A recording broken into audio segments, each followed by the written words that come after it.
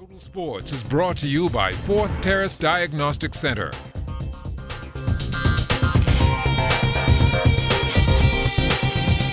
Welcome to sports, everybody. The National High School Track and Field Championships got underway yesterday at the Thomas A. Robinson National Stadium. Julian Gibson recaps some of the action. Benson chilly conditions, everybody trying to stay warm. Well, Jada Strawn from St. George's was warming it up in the under 20 girls 1500 meters. She came in first in a time of 5.23.95 seconds. Catch yourself. Race is very excellent. I came over the golden mile to hit a PR. It looked like the race took a lot out of you. Yes, winning like a champion. That's all it was. Now winning her time heat final in the 1500 meters and coming in second overall was Jody Richard from Queens College. Her time 5.32.85 seconds. I think it went really well. I was trying to make a good time coming up, starting so I could be in the lane, and that's exactly what happened. Looked like you had no competition. I thought I would have a lot of competition, but I just tried to run my own race. Let's move to the under 15 girls 400 meters. Queens College once again. Shanice Miller collected the gold. It's pretty good. I got a how my coach wanted me to go to, and I finished strong on my arms. That's pretty much what we were focusing on for this whole race. How was the competition coming down the stretch? The competition was awesome. I had to try really hard to catch her. She's a really good runner, so it was really, it's just really hard to catch her. Under 15 boys 400 meters, D'Angelo McKee from Tabernacle Baptist Academy won in a time of 54.15 seconds. It was hard. I decided to pace myself until I got to the 150, and then that's when I really exploded. You look like you was pushing on the stretch. Any competition? No sir.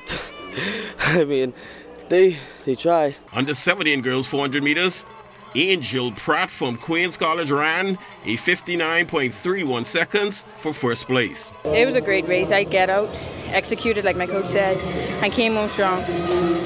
Fight on the backstretch. How was the competition out there? It was okay. It was kind of stiff at the beginning of the race, but I came home strong. Under 17 boys 400 meters, Sachs, Riemann Oakleague, his time 50.21 seconds. I came out hard and I relaxed on the backstretch. And at the last 150 meters, I just gave it everything that I had left. Satisfied with how the competition was?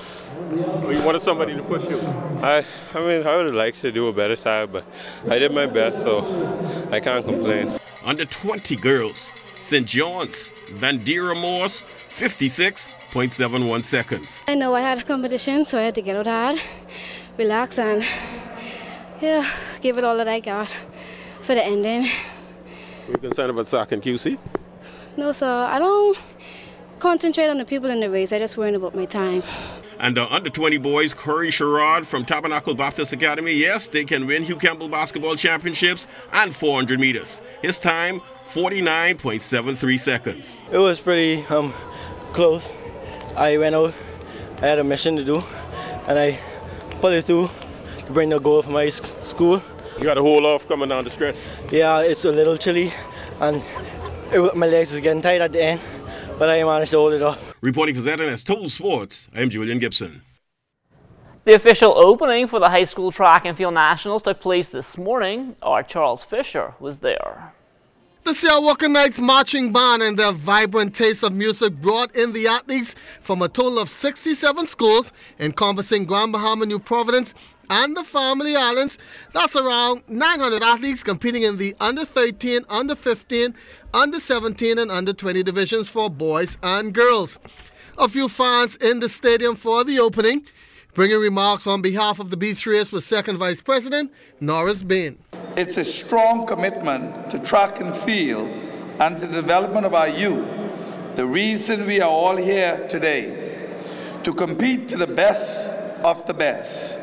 This championship speaks to the commitment that all of us hold for the sport that brings you here to compete for the highest honor, to be the best, win, lose, or draw. Officially opening the meet was the Minister of Youth, Sports and Culture, the Honorable Michael Pentard. You are the best of what our country has produced. In order for us to grow as a nation, we need you to continue to stay on the positive track that you're on. We love you. We're pulling for you. We're in your corner. God bless you and have an incredible championship. A great display of talent over 3 days. The meet wraps up on Saturday. For ZNS Total Sports, I'm Charles Fisher. The NCAA Indoor Track and Field Championships underway in College Station, Texas. 4 Bahamians in the mix. Laquan Nairn of Arkansas out first in the men's long jump. After 3 jumps, he needed to be in the top 9 to move into the finals for another 3 jumps. However, Nairn came up just short, finishing 11th, a best jump of 24 feet 8 1/4 inches. That came on his first attempt. His second attempt was 24 7 1/4, while his third jump was a foul. Also in competition tonight, Padria Seymour of Texas in the prelims of the women's 60-meter hurdles. The top 2 of the 2 heats and the next 4 fastest times advance to the finals tomorrow. As for the other 2 Bahamians, they will see their first taste of action tomorrow. Nebraska's Kaiwan Coleman will be in the men's triple jump. Carmisha Cox will run on Purdue's women's 4x4 relay team. From the college hardwood last night, Dwight Colby had 2 points and 5 rebounds for Western Kentucky. They won 90-78 over UAB. That was in the quarterfinals of the Conference USA tournament. As for Nathan Bain, he also had 2 points for Stephen F. Austin. They took down Central Arkansas 86-64. That was in the second round of the Southland Conference tournament. Colby and Bain both back on the court today, along with Travis Munnings and DeAndre Ayton. Colby and the Hilltoppers, they were actually in action earlier. That was against Old Dominion. He had 5 points, 7 rebounds, a steal, and a block. Western Kentucky, they are moving on 57-49. Up next now in the conference championship game will be Marshall. That is tomorrow night. A win there means Colby and the Hilltoppers will be moving on to the NCAA tournament. Now elsewhere tonight, Bain and Stephen F. Austin, they face off with Nicholls State. Munnings and Louisiana Monroe, they play against Georgia Southern. That's in the semifinals of the Sun Belt Conference tournament. Meantime, Ayton and number 19 Arizona, they're on court for their Pac-12 semifinal against UCLA. Sports Minister, the Honorable Michael Pintar, continuing to voice his support for fair play, that is, in sports here in the 242. He says he'll do whatever is in his power to make sure that happens.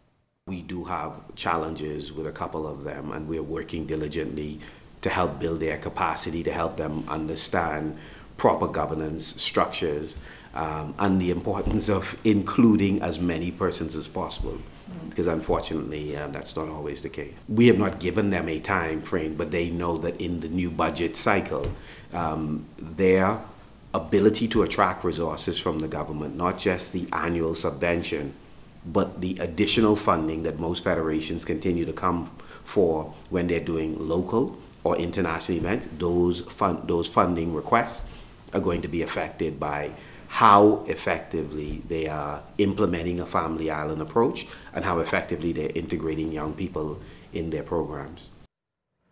Later this month in Montague Bay, the Long Islanders Association will host a fundraising regatta called the Captain's Change-Up. Skipper of the Whitty K, Stephen Knowles, spoke about which other sloop he would be interested in sailing. I haven't sailed much of Mark's other boats like the Legal Weapon, Irene Goodnight, Crazy Partner. I really haven't sailed any of them for years. I sailed Irene Goodnight probably about 15, 18 years ago when I was a junior. So I would really love to get behind 1 or 2 of those and see if they could match up to the Whitty K. Stephen has shown his ability to dominate with the Whitty K. The question now is, can he do it aboard any other sloop? We could talk about bottom bowlers or whatever as much as you like. Some of these boats are just not as fast as the others, model-wise, rig, and then you have the crew factor. You know, if you don't have that decent crew, the crew that works along with the captain and understands what needs to be done, it's a big problem. And with the captain switch-up, I'm only moving as a captain. My crew is staying on board the Whitty K. So when I go board another boat, I have to be very hesitant, especially during tacking and on a downwind leg, because I don't know exactly what they're going to do. And diving lead is no fun. Last year, I think I sailed Thunderbird. I think I ended up with a third. I sailed San Sally, I got third. And I sailed the Eunice, I think I got third or fourth. But you know, some of these boats just need more capital injection. You know, if you don't spend a lot of money on these boats to get them ready and prepared for racing, you're not going to beat a boat like the Whitty K. You're only fooling yourself. And that will do it for sports. Stay tuned. The Bahamas Tonight comes back after the break.